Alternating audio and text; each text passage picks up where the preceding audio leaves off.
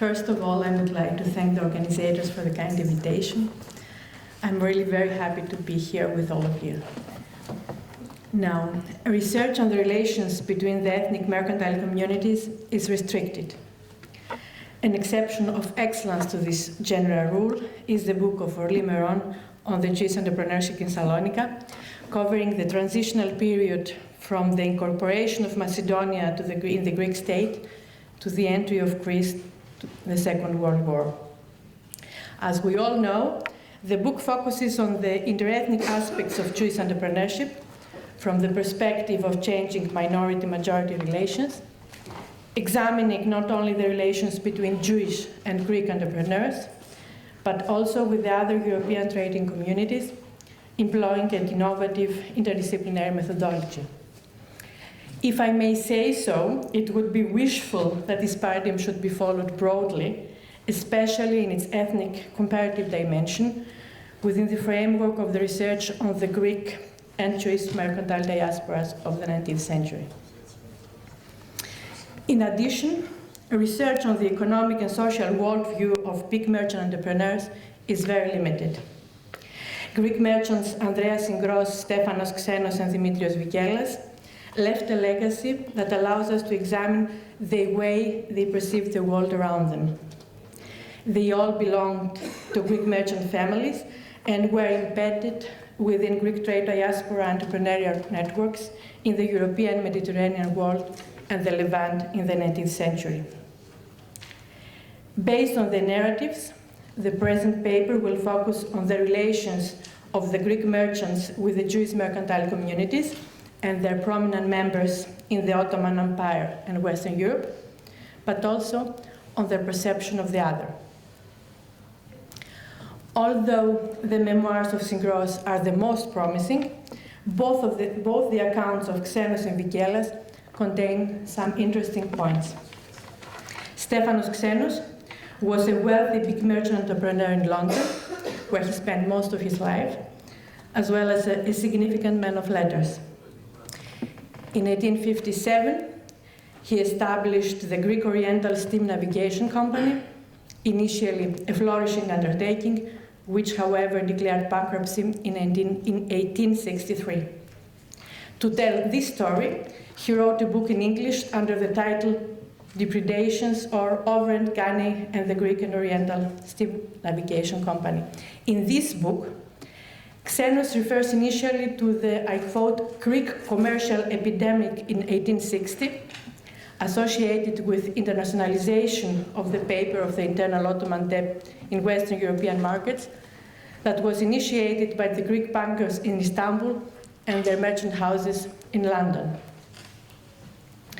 Connected with this aggressive appearance of the Greeks in the London exchange after the Crimean War, Xenos is referred to the so-called battle between the Jews and the Greeks in the city, which ended up with the Jewish superiority. The Jews of Western Europe, Xenos argues, held a high place in society, and several of them distinguished themselves in business. In his endeavors to enforce his argument on the superiority of Western European Jewish merchant entrepreneurs, Xenos makes a rather strange remark. Strange, insofar as he compares the broader sections of the Jewish population of the Ottoman Empire with the business elite in Western Europe. He claims that, I quote, the Jews of Turkey had always been regarded by the Greeks as an inferior race, whom they employed as porters or couriers. But the Jews of Western Europe are a totally different class of men in every respect to their co-religionists in the East. We will see in Sigros, who long lived in Istanbul and worked with the Jewish business elite, that he had a different attitude and perception of reality. Now, for the first time, Xenos points out, the Greeks tried to compete with the Jews. However, the terms of the combat were unequal. The Jewish businessmen had long and victorious experience for about 50 years in the city and succeeded easily and rapidly to prevail, while the Greeks sustained heavy losses and had to retreat. Contrary to Xenos, Vikelas and Syngros report mainly on their personal contacts and experiences with distinguished members of the Jewish mercantile diaspora.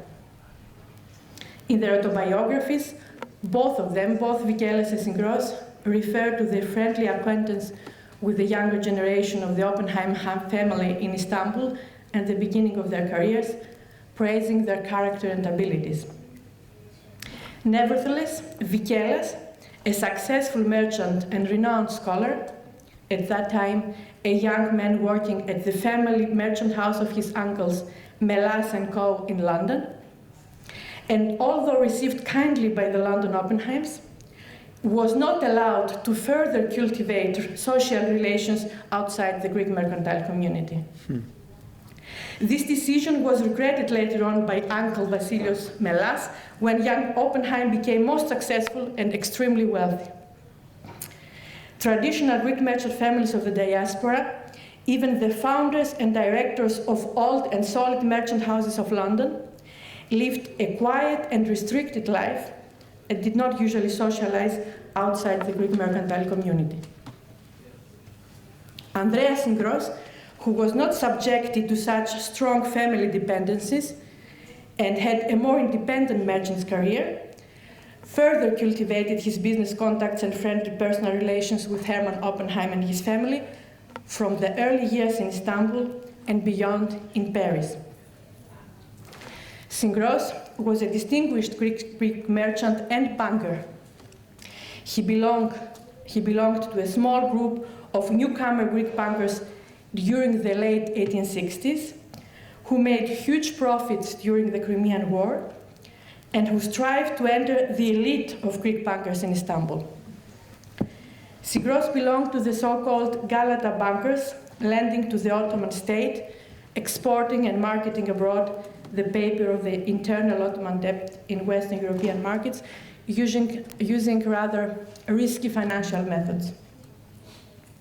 His contacts with Hermann Oppenheim in Istanbul and Paris are embedded within the framework of the continuous cooperation of Greek and Jewish bankers of the Orient in the Ottoman Empire and in Western financial markets.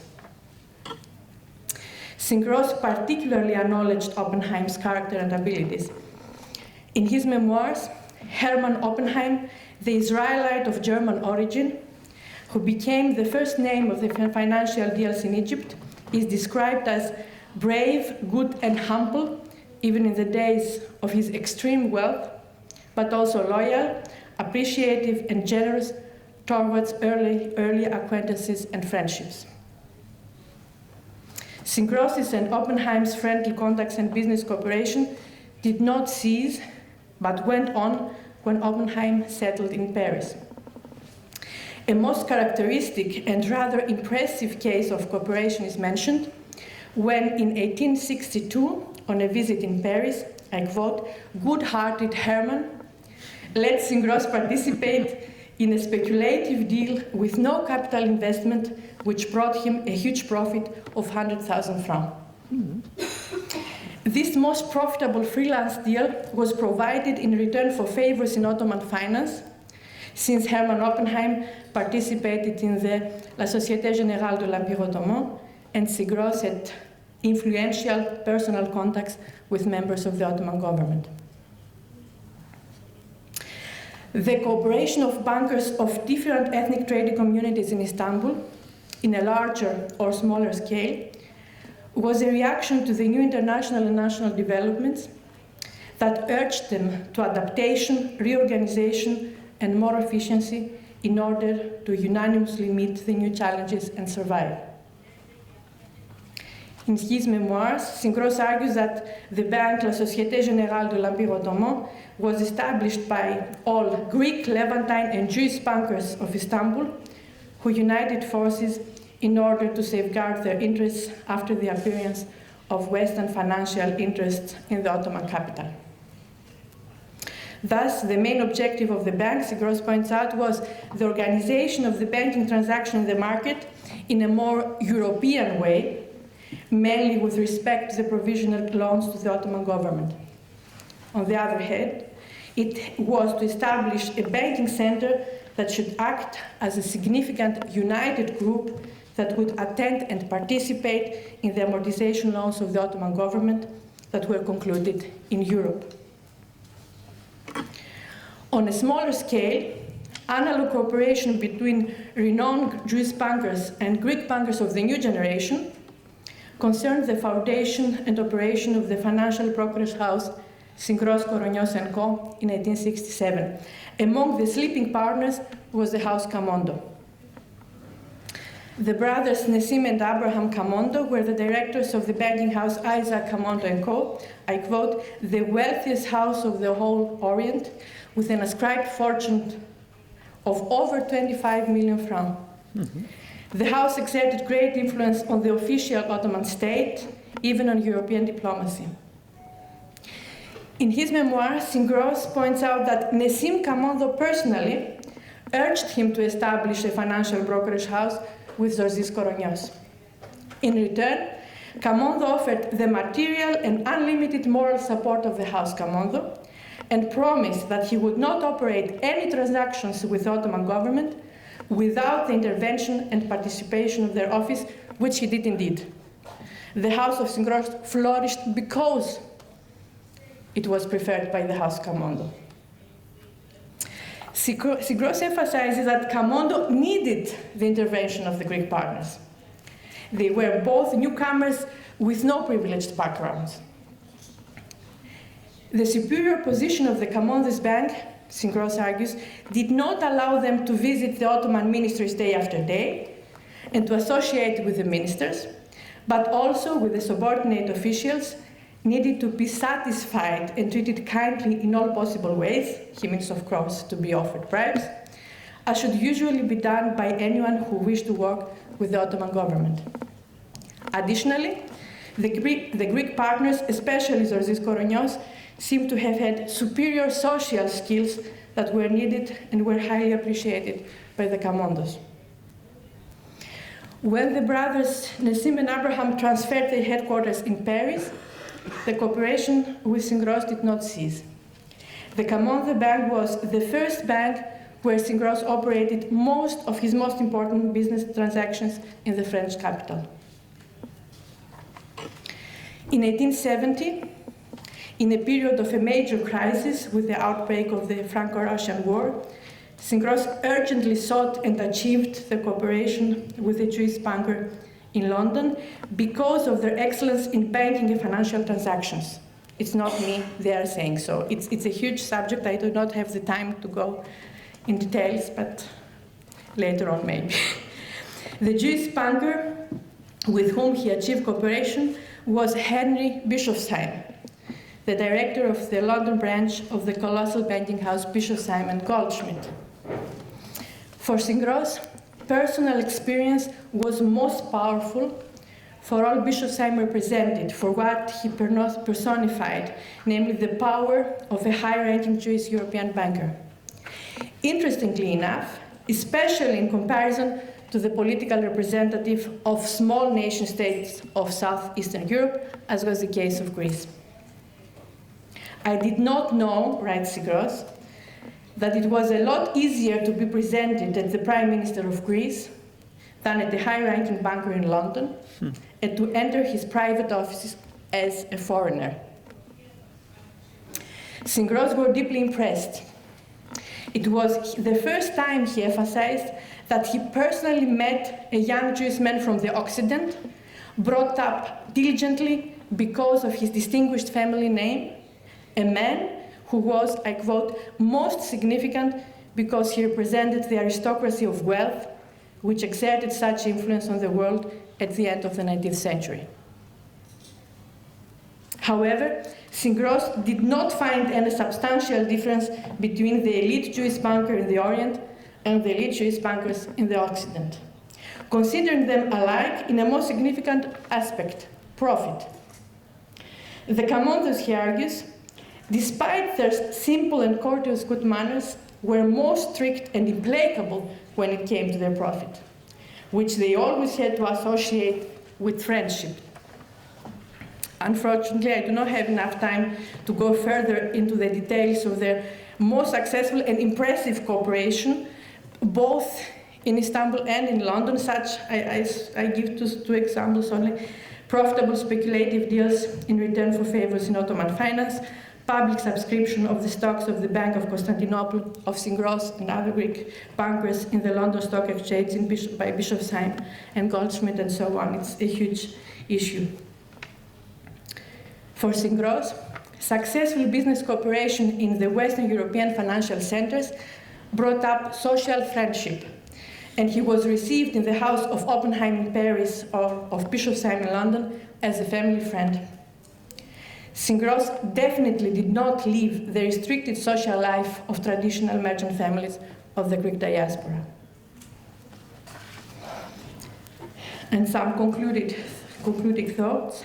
In their autobiographical accounts, Greek diaspora big merchants of the 19th century declare the supremacy of West European Jewish bankers and financiers in comparison to the emerging young generation of Greek merchants, to other European and foreigners, but also to the Jewish bankers of the Orient. Greek merchants acknowledged the excellence of the Jewish banking elite of both the Occident and the Orient, materially. These are the words they are using in their accounts: materially, regarding their huge profits; morally, regarding their good name and reputation; and intellectually, regarding the genius and cunning of the Jewish nation and the diligent education of the younger generation. Again, it's not my interpretation, there are the sources. However, they ascribe backwardness and inferiority to the Jewish banking elite of the Orient, in fact, of all bankers of the Orient, due to the lack of knowledge and experience concerning the new financial methods of Western Europe. The new generation of Greek bankers in Istanbul, engaged in the provision of government loans to the Ottoman treasury and in the intermediation between the Ottoman state and foreign subscribers, who were considered by the traditional Greek diaspora merchants as adversaries, even destroyers of traditional trade, traditional credit, united forces with the Jewish prominent bankers in smaller and larger scale in order to efficiently meet the European financial threat. They continued their cooperation both in the Ottoman Empire and Western Europe, when the Jewish bankers of the Orient shifted their main activities in major European financial centers, while at the same time the Greeks sought the cooperation of prominent Jewish European bankers in both the financial markets of West and in the East. Based on the accounts of Greek diaspora merchants of the 19th century, the connections between Greek and Jewish merchants and their perception of the other seem to have been dependent on the position and dependencies within the trade family networks, on the extent of their field and freedom of action, on national and international developments, and last but not least, on their beliefs regarding old and newcomers and their willingness to embrace innovation and risk. Thank you.